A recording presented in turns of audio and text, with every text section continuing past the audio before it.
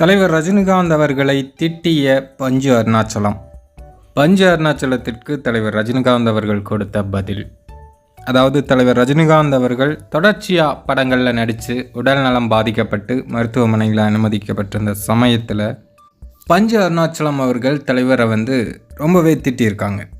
அதற்கு தலைவர் சொன்ன பதில் தான் ஹைலைட்டே. இது பற்றி பஞ்சு அருணாச்சலமே ஒரு பேட்டியில் சொல்லியிருக்காங்க. அதில் என்ன சொல்கிறாங்க அப்படின்னா, உடல் நலம் சரியில்லாத போதும் படப்பிடிப்பை ரத்து செய்யாமல் நடித்தவர் தலைவர் ரஜினி.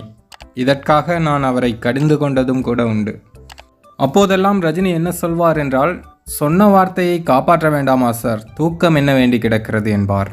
தயாரிப்பாளர் டைரக்டர்களின் மனதை வருத்தக்கூடாதே என்று தன் உடலை வருத்தி கொண்டார். ஓய்வே இல்லாமல் நடித்ததால் தான் அவருக்கு இந்நிலை ஏற்பட்டது. அவரை போல் பரபரப்பான சுறுசுறுப்பான நடிகரை பார்ப்பது அபூர்வம் அப்படின்னு பஞ்சு அருணாச்சலம் அவர்கள் கூறியிருக்காங்க.